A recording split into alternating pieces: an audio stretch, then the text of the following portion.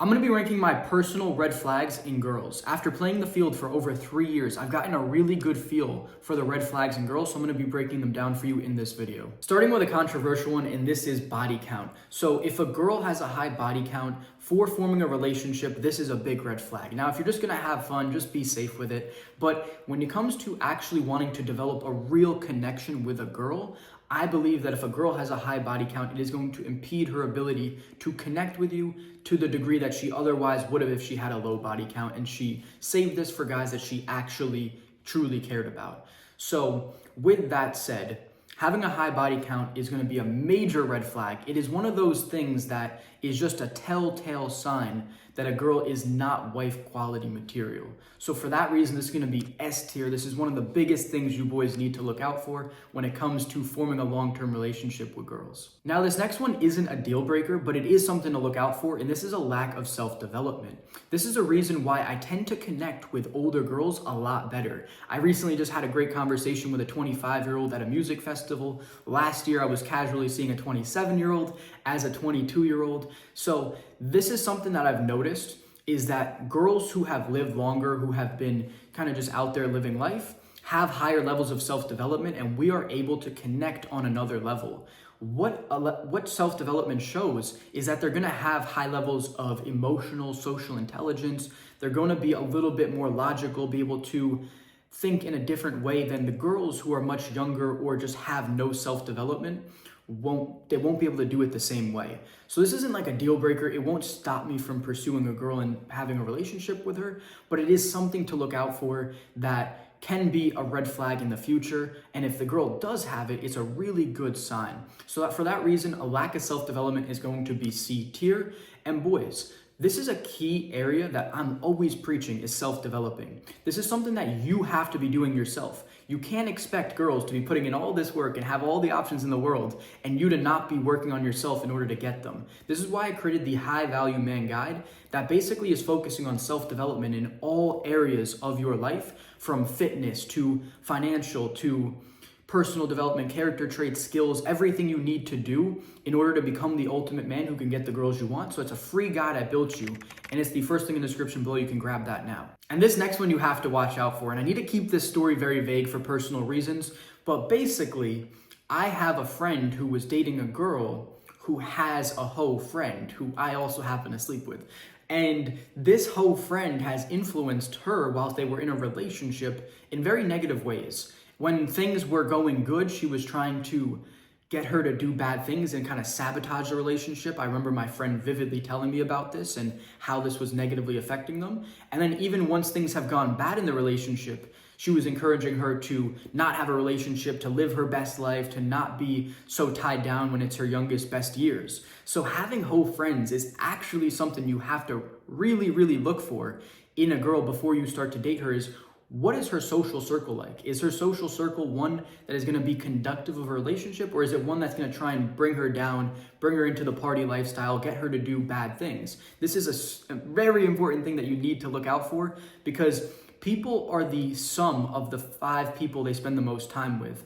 You're the average of the 5 people you spend the most time with. And this is so important that you really pick up on who is your girl going to be spending the most time with. Is it going to be hoe friends, or is it going to be good influences? So for that reason, this is A tier. This is something that you really have to look out for. And this next one you have to look out for, and this is if she is a party girl. Coming from a party boy, a party girl is the worst red flag that you can see. Having been in the clubs in different countries all around the world, all I can say is that nothing good goes down in the club that is conductive of a relationship.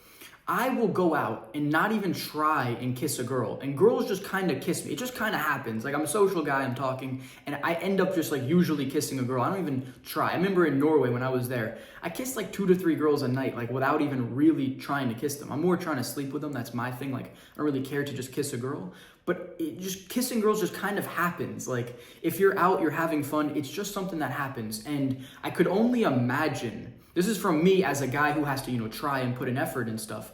I could only imagine how it is as a girl who is super attractive in these clubs. She's getting hit on all of the time, And all it takes is for you guys to have one argument as a couple, have some guy who is a little bit higher status, maybe he's good looking, lean in for the kiss and she takes it and she's drunk or whatever. That's cheating. That can ruin the whole relationship. So if a girl is out all the time, she's out partying, she's out drinking, she's around guys all the time, this is a huge red flag. So for this reason, this is going to be S tier. This is something you really, really have to look out for. Now, this next one's another controversial one, and that is having male friends. For me personally, this is a red flag. I had the relationship at 19 where my ex had male friends. At that time, I wasn't the individual that you're seeing now on this channel. I was a shy, insecure kid who was too afraid to speak my mind and too scared to lose the relationship to bring it up. So I didn't really say anything about it. I just let her have her male friends. But it always was giving me a bad feeling inside. And that is reason enough to not have it, besides the fact that it is kind of like the party girl situation, where your girl's gonna be in situations where guys are gonna be pursuing her. Because as a guy, I've taken guys' girls before. That's something I do. It's actually kind of like an ego hit. Like when you take someone else's girl, like as another guy, as long as it's not like your friend or anything, like if it's some random guy, it kind of feels good to take someone else's girl, I'm not gonna lie. So why would I let my girl into those situations? It's just a stupid thing that girls don't really understand, but us guys do. And this is a huge red flag. If your girl really wants to hang around other guys, this is not gonna lead to anything conductive. So for that reason, it's A tier. It's something that you have to set boundaries around if you wanna have a successful relationship long-term. Now, this next one isn't terrible, but it's something that I personally don't like. And this is being addicted to social media. If a girl is always on her phone scrolling, and she's always consuming, she's never thinking for herself, she doesn't have presence or awareness, this is something that I really just don't like. Being someone who works really hard to cultivate presence, awareness, be the best version of myself, and not be addicted to social media, it's something I'd like to see in my partner as well, because back to the thing of the people you spend the most time with rub off on you. You're the sum of the 5 people you spend the most time with.